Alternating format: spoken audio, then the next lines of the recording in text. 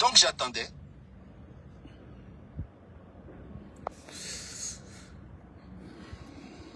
J'attendais et puis le président Gbagbo est sorti. Et quand il est venu, je suis allé vers lui. Il m'a tapé sur l'épaule. Il m'a dit, ah, mais tu étais où? J'ai dit, ah, président, je sors de l'ambassade. Mais j'avoue qu'ils étaient confiants parce qu'il y avait une attaque sur le palais qui a été repoussée, donc ils étaient confiants. Et compte tenu de l'ambiance, je n'ai pas eu le courage de dire au président Gbagbo ce que j'avais entendu et ce pour lequel je me suis déplacé à sa résidence. Parce que je me suis dit, mais pour avoir simplement proposé, le président a démissionné, on a voulu me tuer. À un moment où ils sont confiants, venu lui dire, président, voici ce que j'ai entendu, mais je ne sais pas comment je vais sortir. Donc à lui, je ne lui ai rien dit du tout. Par contre, quand il m'a vu, il a dit, bon, appelez les officiers, appelez les officiers.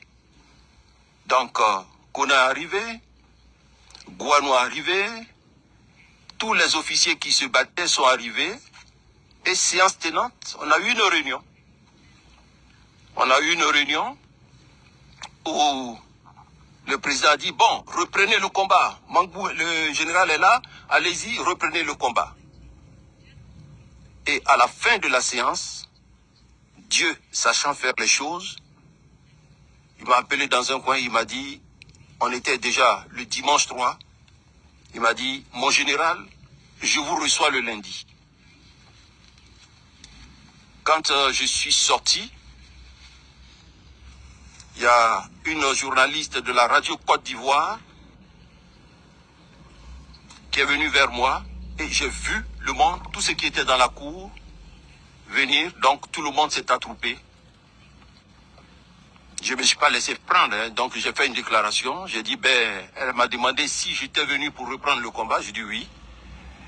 Nous sommes venus pour reprendre le combat où nous l'avons laissé. Et M.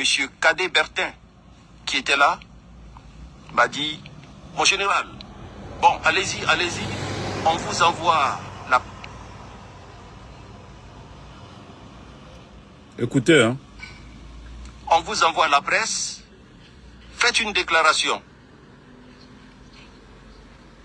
Donc, j'embarque dans le véhicule, on ressort, j'arrive à ma résidence, la presse est là,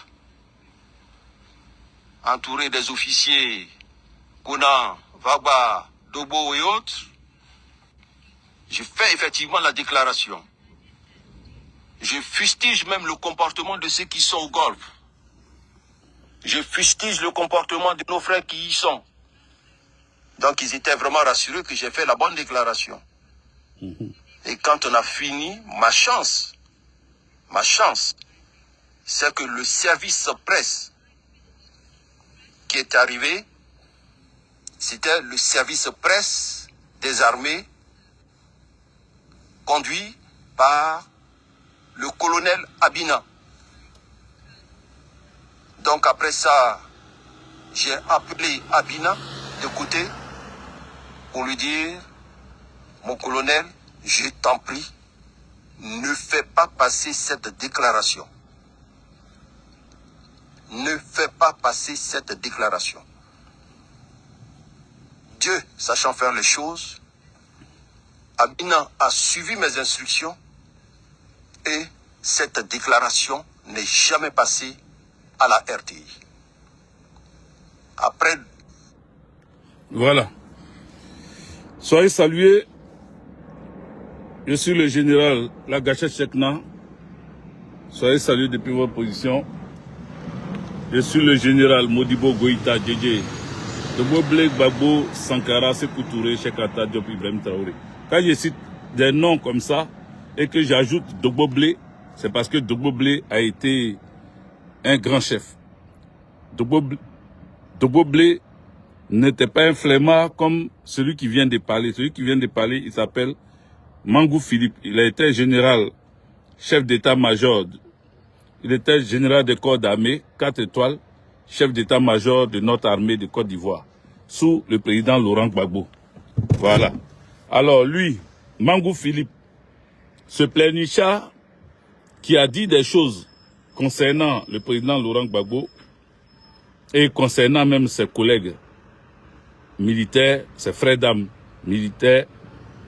Le gars était à la CPI lorsque il était en train de démontrer par A plus B qu'il fait partie de ceux qui ont trahi le président Laurent Gbagbo. Il fait partie de ceux qui ont vendu le président Laurent Gbagbo. Il fait partie de ceux qui ont causé la chute du président Laurent Gbagbo. Le président Laurent Gbagbo n'a pas chuté parce qu'il a mal gouverné la Côte d'Ivoire. Il n'a pas chuté parce qu'il était un dictateur. Il n'a pas chuté parce qu'il ne savait pas diriger le peuple. Non. Ou bien le peuple avait faim sous Gbagbo Laurent. Non. Il a chuté parce qu'il y avait des gens comme les Mangou Philippe qui étaient au cœur de son pouvoir. Aujourd'hui, je viens un peu sur tout ce qui s'est passé. Donc ne vous étonnez pas que dans ces temps-là, je reviens en arrière parce que si tu ne connais pas ton passé, tu ne pourras pas apprécier ton présent et tu ne pourras pas comprendre l'avenir.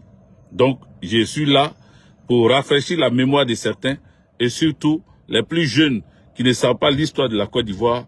Je suis là pour leur rappeler ce qui s'est passé. Un général de corps d'armée qui était d'abord colonel. Mangou Philippe était colonel sous Gbagbo Laurent. Mangou Philippe a gravi les échelons pour être général de corps d'armée 4 étoiles. Mangou Philippe doit son accession au grade de général de corps d'armée au président Laurent Gbagbo. Le président Laurent Gbagbo l'a nommé chef d'état-major après Doué Mathias, après avoir torpillé le général Doué Mathias. Mangou Philippe a pris les rênes de l'armée de Côte d'Ivoire. Sauf que Mangou Philippe était vendu. Il était assoiffé du gain facile. Mangou Philippe n'avait pas le courage de destituer le président Laurent Gbagbo en faisant un coup d'État. Mais Mangou Philippe a donné toutes les données. Il a donné toutes les, tous les indicatifs. Il a donné toutes les références à la rébellion. Il a donné tout à tous ceux, aux gens, aux personnes tapis dans l'ombre qui voulaient la chute du régime du président Laurent Gbagbo. Mangou Philippe a collaboré. C'est un collaborateur, c'est un collabo. Il a collaboré pour la chute du président Laurent Gbagbo. Les amis, je viens vous dire ici, parce que je vois certaines personnes à chaque fois répéter à tue-tête, Gbagbo Laurent, il a été léger, Gbagbo Laurent, il n'a pas été léger. Le président Laurent Gbagbo a choisi des personnes par compétence, pas par copinage, pas par amitié. Il a choisi des gens qui étaient compétents selon lui. Mais la compétence est une chose et la dignité est une autre chose. Je répète, la compétence est une chose et la dignité est une autre chose. Parce que qui est compétent, qui ajoute la dignité dessus, sera un homme fort, bien. Mais des gens comme Mangou Philippe, qui sont assoiffés de titres et d'argent, qui ont faim dans l'âme, ce n'est que le restaurant qui peut les accueillir. Aujourd'hui, les jeunes gens vont se poser la question, mais qu'est-ce qu'il devient? Mangou Philippe est devenu ambassadeur sous Alassane Dramane Ouattara. Aujourd'hui, Mangou Philippe, après comment on appelle sa nomination d'ambassadeur, on l'a enlevé là-bas encore, ils l'ont rendu, aujourd'hui, il s'occupe de tout ce qui est renseignement. Parce que le fait qu'il parle beaucoup, le fait qu'en tant que général, il ouvre beaucoup, il est prêt à donner des informations, il est même prêt à vendre ses amis, ses collègues, ses frères d'âme. Donc, ils l'ont pris et ils l'ont mis dans le renseignement des technologies. Donc, Mangou Philippe fouille les téléphones des gens. Mangou Philippe donne des informations sur ses anciens collègues. Et voilà son nouveau travail. Il est devenu RHDP.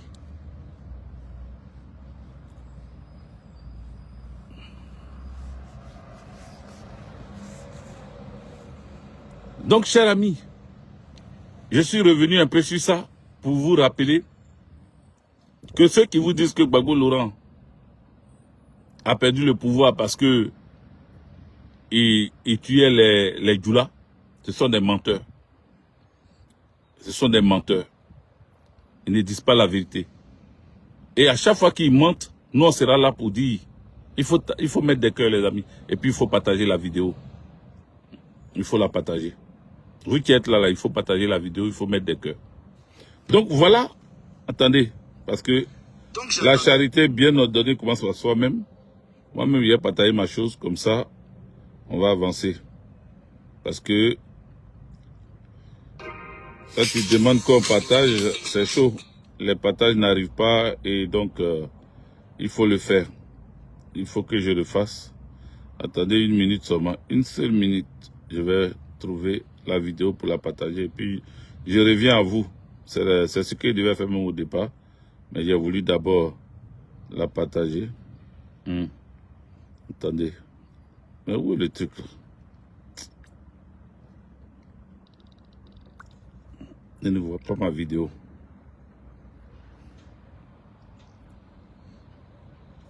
Je ne vois pas ma vidéo sur mon téléphone ici. Ah, voilà, la vidéo est là. La vidéo est là.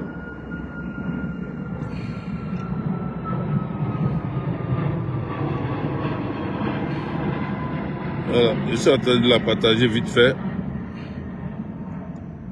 Faites-le aussi, hein, si ça vous dit. Il faut le faire. Voilà. Merci pour ceux qui vont le faire. Ceux qui n'ont pas vraiment le temps de le faire, c'est pas grave. Moi-même, je suis en train de faire ma chose. Et puis après, je pense que je vais continuer ma vidéo tranquillement. Parce que je vais parler d'autres choses aussi. Hein. Il est important qu'on puisse parler d'autres choses aussi. Vu l'actualité qui est vraiment brûlante. Voilà, c'est bon. J'ai partagé un peu, c'est bon. Le reste là, on va se contenter du peu. Voilà, donc, comme je disais, nous avons tous vu en Côte d'Ivoire la malhonnêteté des gens qui ont travaillé avec notre président, le président Laurent Gbagbo. Alors, ce que je souhaiterais, c'est que la jeunesse comprenne que les gens ont beau mentir, les gens ont beau tourner leur langue, les gens ont beau accuser le président Laurent Gbagbo, mais il n'était pas à la base de la rébellion. C'est pas lui qui a créé la rébellion. Il n'était pas le financeur de la rébellion. C'est pas lui qui a financé la rébellion. La rébellion a été conçue, imaginée, financée par Nicolas Sarkozy et par Alassane Dramane Ouattara. Voici ceux-là qui ont mis en place une rébellion pour attaquer la Côte d'Ivoire. Le financier principal, c'était Alassane Dramane Ouattara et ses sbires. Ils ont mis en place un projet de déstabilisation de notre pays. Donc, chers jeunes, ne vous laissez pas berner, ne vous laissez pas, comment on appelle, endoctriner par le mensonge de ce groupe rebelle. Alassane Dramane Ouattara est à la base du génocide Oué. La division en Côte d'Ivoire, ça vient aussi de lui. Donc il y a plein de choses comme ça qu'on peut ramener à Alassane Dramane Ouattara et non à Laurent Gbagbo. Donc ceux qui accusent le président Laurent Gbagbo sont des menteurs. Voilà. C'est pour ça que je suis là, pour rectifier, pour essayer de rétablir la vérité. Rétablir la vérité. Parce que la vérité, on doit la dire à tous nos enfants, à tous nos frères, aux plus jeunes, à toutes nos sœurs, pour que demain, elles ne se laissent pas avoir. Le président Laurent Gbagbo a eu confiance. Les gens ont montré Blaise Compaoré derrière Thomas Sankara. Blaise Compaoré était un proche de Thomas Sankara. Blaise Compaoré était l'ami, le frère de Thomas Sankara. Mais Blaise Compaoré a trahi Thomas Sankara et il a fait tuer. Blaise Compaoré est l'assassin de son frère Thomas Sankara. Mangou Philippe, le président Laurent Gbagbo, lui a fait confiance. Il lui a donné toute sa confiance. Mangou Philippe, n'ayant pas eu assez de couilles pour pouvoir éliminer le président Laurent Gbagbo, Mangou Philippe a vendu le président Laurent Gbagbo. C'est pas lui qui a fait le coup, mais c'est lui qui a la base de ce coup. C'est lui qui a parlé aux gens, c'est lui qui a donné les détails sur certaines personnes, sur certains commandants, sur certains chefs d'unité, commandants d'unité. C'est Mangou Philippe. Il les connaissait tous. Donc il a mis en place cette mascarade pour que Gbagbo Laurent tombe. Gbagbo Laurent est tombé. Aujourd'hui, nous regardons tous la Côte d'Ivoire et nous voyons que, en réalité, celui qui est au pouvoir est le vrai voyou de la Côte d'Ivoire. C'est lui qui pille nos richesses et c'est lui qui fait du mal à la Côte d'Ivoire. Voilà. Donc, je pense que de temps en temps, quand je viens comme ça, vous-même vous voyez, aujourd'hui, l'homme a tout fait d'Alassane Draman Ouattara, qui se faisait appeler l'homme de mission, Soroki Bafori Guillaume. Aujourd'hui, on n'entend plus parler. Aujourd'hui, on n'entend plus parler de Soroki Bafori Guillaume. Pourquoi? Pourtant, il était tout feu, tout flamme.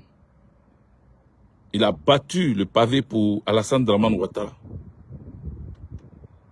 Il a été le chef de la rébellion.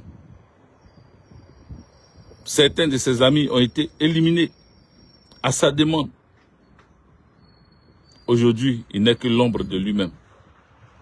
Son parti est en train de se disloquer avec ceux qui étaient ses porte-paroles ou ses prête-voix.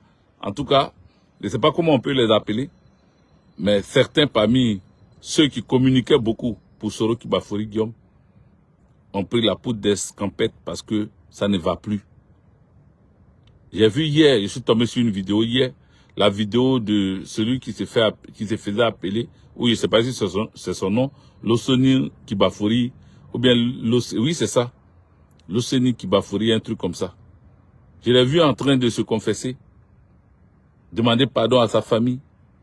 J'ai vu une vidéo dans laquelle il annonçait officiellement qu'il n'était plus membre du GPS. Il parle même de son engagement. Il parle de son engagement qu'il rejette aujourd'hui. Il n'est plus membre du GPS de Soroki Bafori Guillaume. C'est comme ça qu'il précise. On a vu les Doromoadou, Amira Blindé, eux aussi, aujourd'hui, sortis du GPS de Soroki Bafori Guillaume. Ils n'ont plus d'espoir. Ils n'ont plus d'espoir.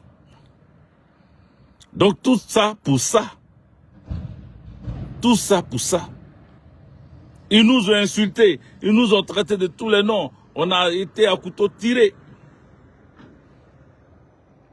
Pour qu'au final, c'est eux maintenant qui se retournent contre Soroki Bafori Guillaume. Mais pourquoi vous ne nous demandez pas pardon? Pourquoi vous ne dites pas qu'on vous a insulté pour rien? Pourquoi vous ne dites pas qu'on regrette et que si c'était à refaire, on n'allait plus jamais refaire ça? Pourquoi vous ne venez pas aujourd'hui nous dire qu'on avait raison?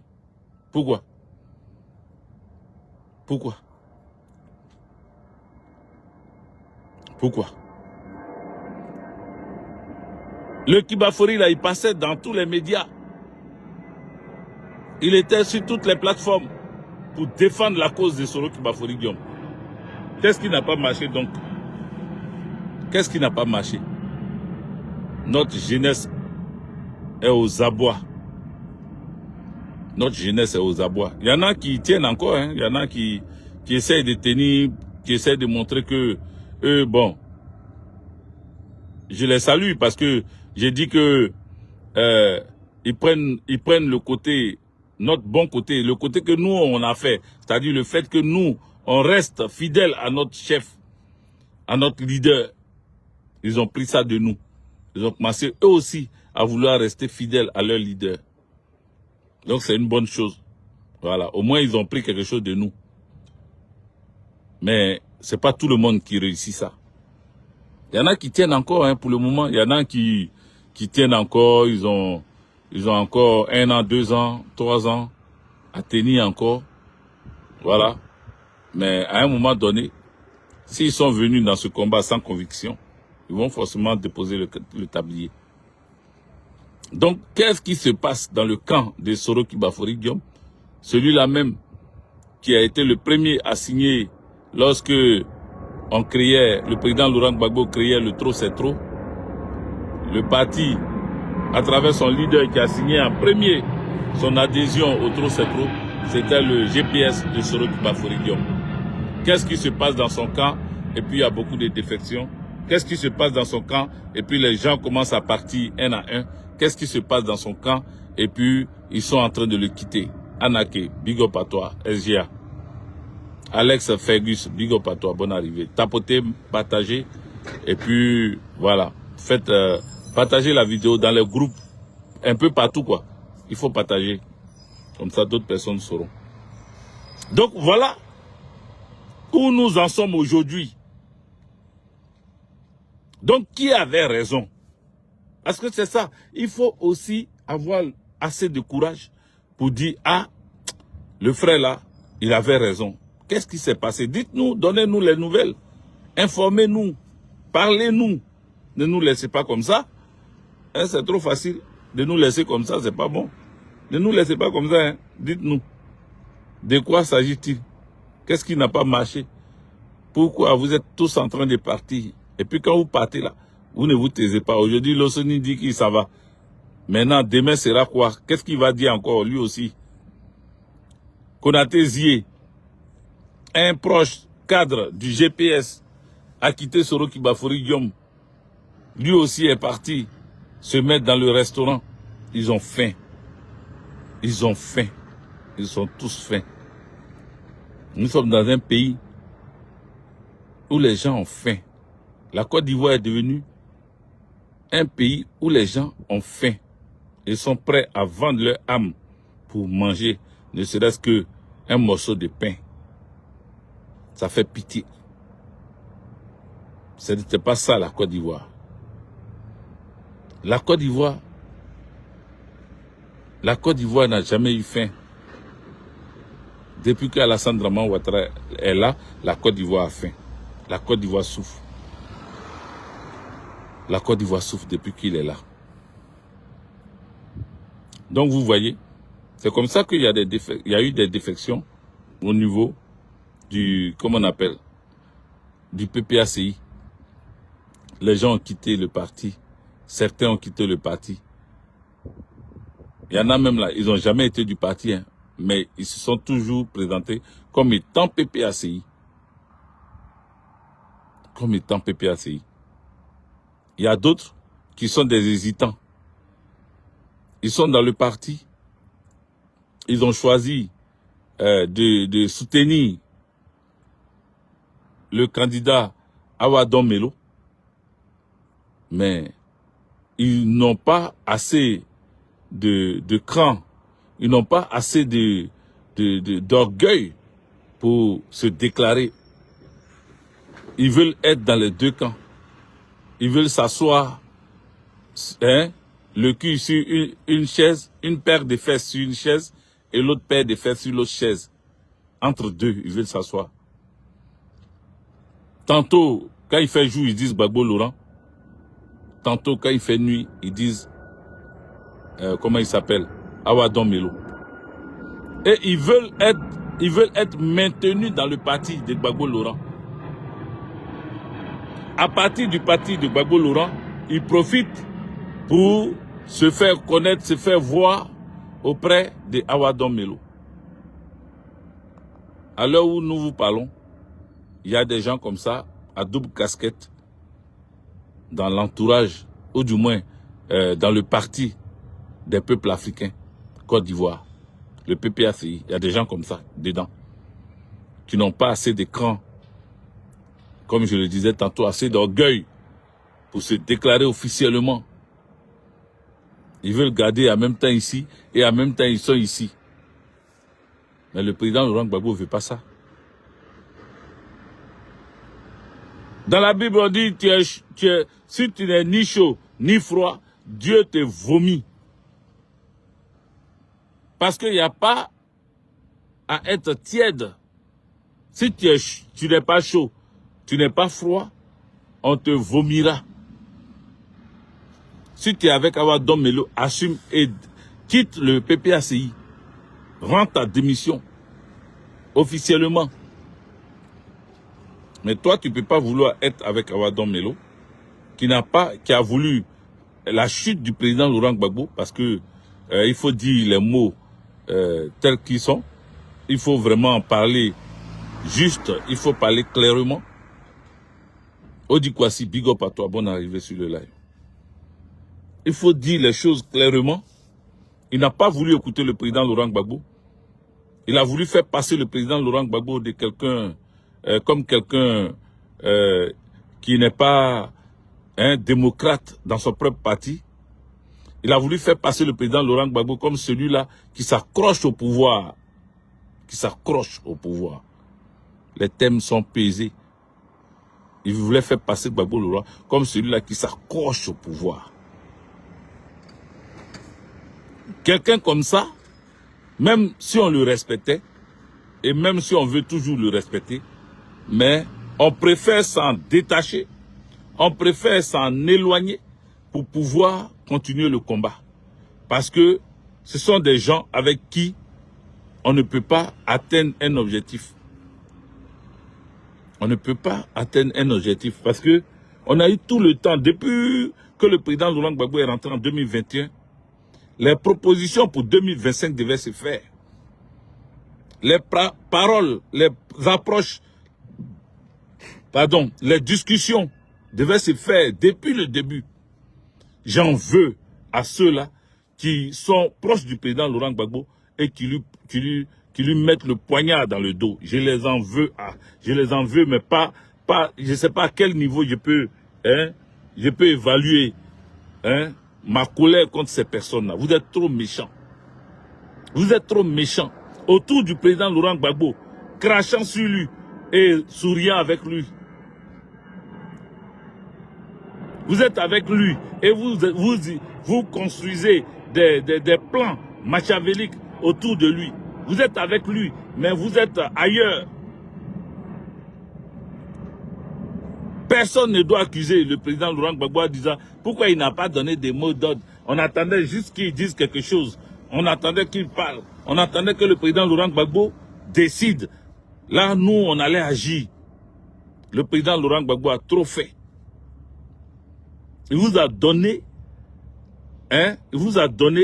des options. Il vous a permis de comprendre comment c'est-à-dire, le président Laurent Gbagbo a fait des ouvertures. Il a créé des occasions pour qu'on puisse agir. Pour que même quelqu'un parmi nous, quelqu'un parmi les jeunes, on puisse sortir du lot. Mais personne n'est sorti du lot. Tout le monde attendait que le président Laurent Gbagbo prenne quelqu'un, le fasse asseoir, et puis mettre une couronne de gloire sur sa tête. C'est ce que tous ils attendaient. Pour dire Gbagbo m'a choisi, donc je suis le meilleur. Mais tu ne peux pas être meilleur quand on te choisit comme ça. Il faut être meilleur au pied du mur. C'est-à-dire, on dit on va construire une maison. On est nombreux à côté. Quels sont ceux qui veulent que la maison soit construite et qui veulent que les gens y habitent? Quels sont ceux qui ont les compétences nécessaires pour construire la maison de façon professionnelle? Sans te demander, tu te mets au pied du mur. Tu commences par la fondation. Tu commences à faire ce qui... D'abord, tu prends comme un géomètre, tu prends les mesures et la taille de la maison demandée par le client. Tout ça là, tu fais ça. Et puis quand tu fais ça intérieur, on dit, les gars, l'entrepreneur à qui on doit donner notre confiance et notre argent là, c'est lui là. Mais vous voulez qu'on vienne vous prendre comme ça et qu'on fasse de vous roi. On ne peut pas faire de vous roi. Parce que le président Laurent Gbagbo ne veut pas s'ingérer dans la royauté de quelqu'un. Le président Laurent Gbagbo ne veut pas qu'on dise que c'est grâce à lui, telle personne est de... Non, non, non. Parce que demain, tu ne pourras pas travailler librement. Donc il veut que ça soit toi-même qui sortes du lot. Toi-même qui montres aux yeux du monde entier que tu es compétent, que tu peux faire. C'est ça le président Laurent Gbagbo voulait. Adel Oulaye, big up à toi. Ange Fabienne Doukrou, big up à toi. Donc, au moment où les uns et les autres se posent des questions, qu'est-ce que Gbagbo Laurent, pourquoi Gbagbo Laurent n'a pas fait ça? Pourquoi Gbagbo Laurent nous a laissé sortir? Pourquoi Gbagbo Laurent, si c'était pour rire, pourquoi il a fait ça? Pourquoi Gbagbo Laurent, pourquoi Gbagbo Laurent, Gbagbo, nom de Gbagbo Laurent partout. Même les jeunes demandent Gbagbo Laurent n'a qu'à parler. Même les jeunes. Même les jeunes souhaitent que ce soit lui qui dise quelque chose. Mais si vous souhaitez que ce soit lui qui dise quelque chose, mais vaut mieux que ce soit lui qu'on mette là. Donc pourquoi vous souhaitez que ce soit lui qui dise quelque chose, mais qu'on mette quelqu'un d'autre comme candidat, ou bien qu'on choisit quelqu'un d'autre? Pourquoi? Bonjour, oui, ça va. Tu vas bien? Ça va et toi? Ah ouais, tu changes toi à chaque fois. C'est quoi ça? Tu es là? Comment? Tu es là? Ouais, je suis là, c'est la pause. Ah, c'est la pause? Un petit peu. Mais ta pause, tu la prends tard, hein? Nous, de 13h à 14h. Ah, d'accord. Ouais. Ok. Ben, on est là. Hein? On se verra peut-être? Oui, oui, à plus tard. Bonne journée. Donc, les amis, à un moment donné, il faut comprendre que on ne peut pas forcément, obligatoirement, chercher que ce soit Gbagbo qui parle. Toi, tu attends que ce soit Gbagbo qui parle, et en même temps, tu dis non, il est vieux, il est un peu malade, il ne marche pas bien. Bon, le vieux il n'a qu'à laisser un peu. Bon, il n'a qu'à laisser là-haut. Donc, toi maintenant, toi qui veux qu'il laisse ça, prends la parole officiellement, prends toute ta place pour que lui, il aille se reposer. Gbagbo n'a qu'à aller se reposer. Regardez, le congrès, c'est en mai. Oui, oui, mai qui arrive là. Il y a le congrès du PPACI. C'est-à-dire, pour ceux qui ne savent pas, dans le congrès là, on doit choisir le président du parti. Ou bien, on garde le président Laurent Gbagbo, ou bien le président Laurent Gbagbo là, on les met à côté et puis on choisit un jeune. Vous n'avez pas dit c'est jeune, un jeune. Et quand vous regardez les jeunes, quand vous regardez tout ce que vous appelez jeunes, qui a eu assez de cran en 2025 face à Alassane Draman Ouattara, qui est parti, qui a pris la décision de s'asseoir pour dire, peuple de Côte d'Ivoire, je suis là avec vous, je vous demande de me suivre dans les rues et que le nom du président Laurent Gbagbo qui n'est plus sur la liste électorale là, on aille au palais présidentiel pour aller chercher le nom du président Laurent Gbagbo. Qui a eu assez de cran pour le faire? Chacun s'est protégé. Qui va mourir? Parce que Draman Ouattara, ce n'est pas un plaisantin, lui, il ne s'amuse pas. Hein. Qui est prêt à mourir? Mais si tu sais qu'il peut te dire, donc pourquoi toi, tu ne crées pas les conditions pour le faire asseoir? À un moment donné, il y a beaucoup qui ont cru à Wadom Melo. Merci. SGA Anaké, qui est en train de tapoter toute seule. Les autres, là, vous ne tapotez pas. Voilà. Il faut tapoter. Ça maintient le live en sécurité. Et puis, il faut partager. Adel Oulaye n'a pas partagé. Il faut partager. Si tu es encore là, bien sûr. Awa Dom Melo était... C'est-à-dire, on le prenait comme joker. Quand on parlait de lui, on avait espoir. On se disait, ah, Awa Dom Melo est là. Comme il est représentant des BRICS, il est devenu même vice-président de l'Alliance des BRICS. Donc on s'est dit, ah, il est là. Donc on a un poids lourd à côté. Demain, si Ouattara avait fait d'une manière bizarre, il est capable de toucher ses amis. Il est capable de faire de telle sorte que Alassane Draman Ouattara, on puisse le faire asseoir tranquillement. Donc beaucoup avaient espoir. On se disait, c'est notre joker. Mais Dieu dévoile toujours la méchanceté de l'homme. Dieu dévoile toujours. C'est pour ça que ceux qui disent qu'ils ne croient pas en Dieu, vous faites fausse route. Ceux qui disent que la guerre de Côte d'Ivoire, il n'y a pas du spirituel dedans, vous faites fausse route. C'est une guerre hautement spirituelle. Ce qui se passe en Côte d'Ivoire, là, c'est hautement spirituel. Ils sont allés partout, dans les eaux, dans les forêts, dans les montagnes.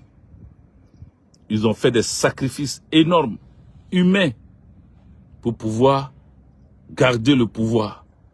Ils ont fait beaucoup de choses atroces que vous ne pouvez vous imaginer. Des relations contre nature. Ils ont fait plein de choses. Ils se sont abonnés, adhérés à des sectes. Tout ça pour se maintenir au pouvoir. Si toi tu es faible d'esprit, ça va t'atteindre. C'est pour ça qu'ils ne sont pas tombés. Hein. Sinon ils allaient tomber. Le pouvoir d'Alassane Draman Ouattara était sur un bout de fil comme ça. Ça allait tomber. Mais il n'a pas dormi. Pendant que lui ne dormait pas, dans notre propre camp, il y avait des ennemis internes, des valets locaux. Il y avait des gens qui mettaient des bâtons dans les roues, qui sortaient dans le dos, qui voulaient coûte que coûte profiter. 2025 était devenu comme l'année où tout le monde... Pourtant, il y avait 2020 où Gbagbo Laurent n'était pas encore en Côte d'Ivoire. On ne les a pas vus. Ils ne se sont pas occupés de 2020. C'est 2025 où nous tous, on avait espoir, où nous tous, on avait notre regard tourné vers le président Laurent Gbagbo. On dit, ah, c'est Gbagbo ou rien, Gbagbo là. On va lui donner un mandat qu'il a demandé là. Et puis après ça, on va passer à autre chose. C'est là, eux tous disent un mandat là. C'est nous tous, on a fait ça. C'est là, eux tous disent que un mandat qu'on veut donner à Gbagbo Laurent là. Non, non, non, non. Si vous avez eu envie de donner un mandat à Gbagbo Laurent, qui est malade, qui ne peut pas bien marcher, qui est vieux, c'est que nous aussi, là, vous pouvez nous donner un mandat. Donc, eux, ils vont lutter maintenant 2025 là, avec Gbagbo Laurent. C'est sur ça on était. Hein? C'est sur ça on était. Et ça n'a rien donné. Ça n'a rien donné. On est allé même jusqu'au MGC. Les anciens compagnons du président Laurent Gbagbo, Simon Eivé, Blé Goudé Charles, y compris lui-même, Awadon Melo, ils se sont associés. Mais entre eux trois là, ils n'ont pas eu un candidat dedans. Eux qui disent que Gbagbo Laurent n'est pas capable de réunir la gauche pour qu'on choisisse une seule personne là. Eux, ils se sont mis ensemble, hein, mais ils n'ont pas réussi à choisir un dedans. Ils n'ont pas réussi à dire, bon, nous tous on se met derrière Simone Eivé. Parce qu'elle au moins, si Gbagbo n'a pas pu, elle au moins là, il y a Gbagbo dans son nom, donc on va se mettre derrière elle. Ils n'ont pas réussi à faire ça. Et ce sont des grands donneurs de leçons. Si tu vois Blé Goudé en train de parler, mais tu as dit, non, lui là, il détient toute la vérité de ce combat-là. Pourtant, Dieu a montré, il a fait sortir leur cul dehors, eux tous, pour dire que ce que vous reprochez à Gbagbo Laurent, vous-même, vous n'êtes pas capable de le faire. La preuve en est. Gbagbo qui réunisse la gauche, Gbagbo qui met tout le monde ensemble, c'est Gbagbo qui met tout le monde ensemble, qui fasse asseoir tout le monde, il a essayé, il appelle, venez. On va créer trop, c'est trop. Venez, on va faire un front commun. Vous n'êtes pas venus. Vous avez trouvé de quoi dire. Gbagbo Laurent, oh, il n'a qu'à arrêter ça.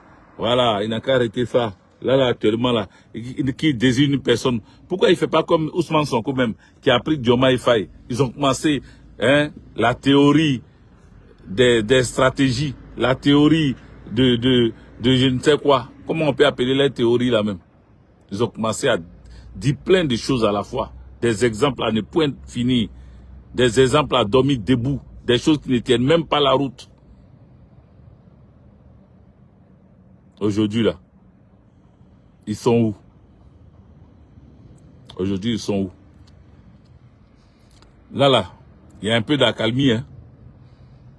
À part les défections, à part ceux qui commencent à quitter leur parti, leurs copains d'hier, là. Il y a un peu d'accalmie. À part les cassements de papeaux entre amis d'hier, ceux qui ont décidé ensemble de faire, hein, la communication du PPACI ou bien de Gbagbo, là. À part les dénonciations entre eux, là.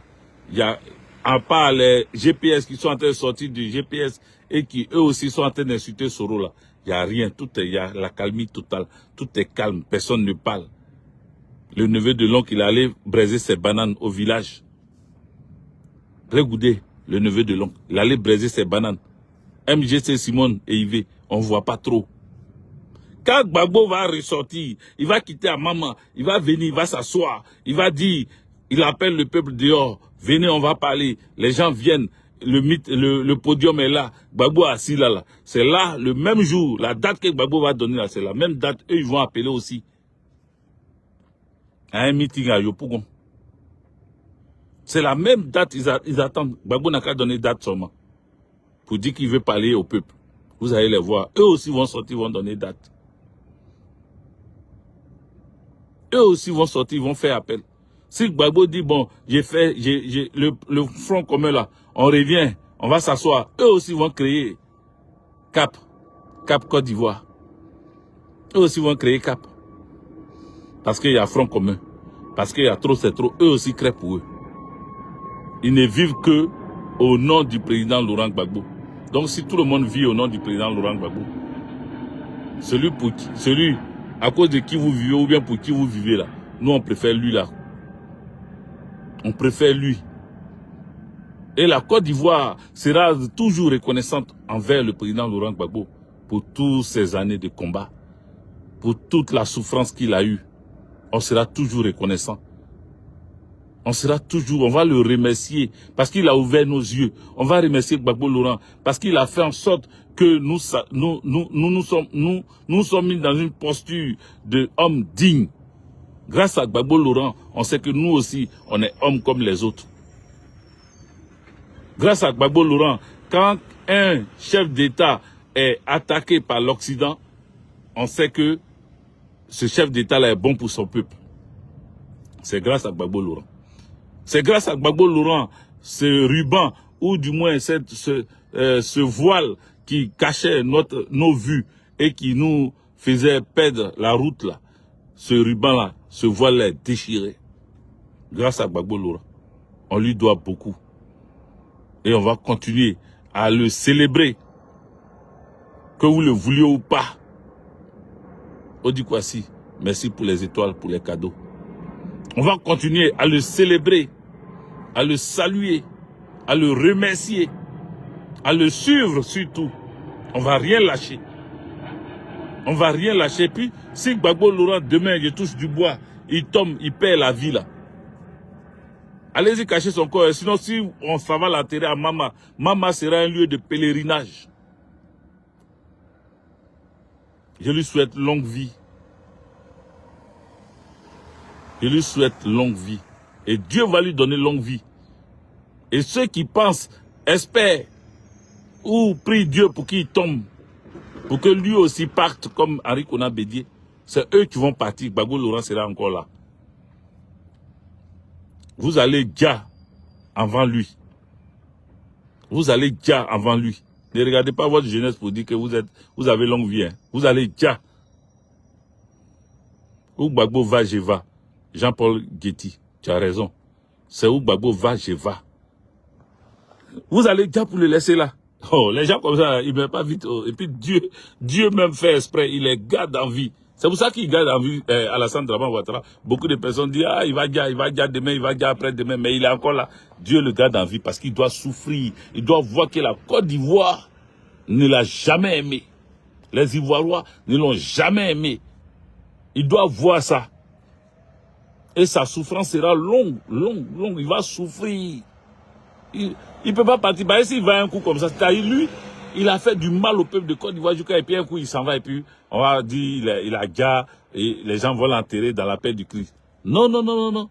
C'est trop facile ça. Les gens comme ça là, leur peine est triplée sur la terre avant d'aller au ciel, en enfer. Leur peine est triplée. Leur peine est triplée. Donc, ce que je vous demande, résistez, résistons, quittons dans les petites choses. Je vous ai dit, l'épouse du président Laurent Gbagbo, Adja Gbagbo, Nadi Gbagbo, elle a sorti un livre.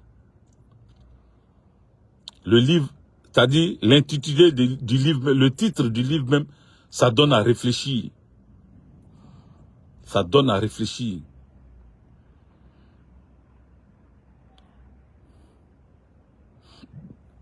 Pardon. Le titre du livre, Se lever. se relever et s'élever. Ceux qui sont allés bien à l'école, là, ils comprennent ça bien. Et ils se disent, c'est fort comme un titre d'un livre. C'est fort. Parce que c'est dans cette période-là, il faut s'élever. Tu t'es levé, tu es tombé. Mais il faut te relever. Et quand tu as fini de te relever, comme le combat est hautement spirituel, il faut t'élever au-dessus de tout. Il faut t'élever. Il faut être en symbiose avec ton créateur. Ouais, c'est bon? Ok.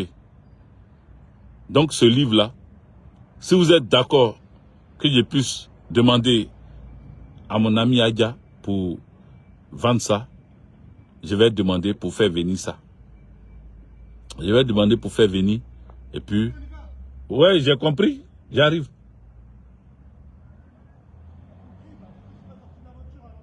Mais j'arrive, toi-même, tu es habillé. Arrête de foutre la merde là. Donc, les amis, c'est bon. Je pense que on va se laisser. Hein. Nous, on reprend le Jossi. Mais je vais revenir dessus. Seulement, il faut me dire, laissez en commentaire. Si elle doit ramener ce livre-là, je vais l'appeler pour ramener le livre. J'ai essayé de demander ça. Voilà, pour que on puisse avoir et puis voir le contenu. Parce que j'ai pas le contenu d'abord. Je ne sais pas ce qui est vraiment écrit dedans, mais ça doit être très intéressant. Donc voilà, merci. Ciao. Partagez, n'oubliez pas.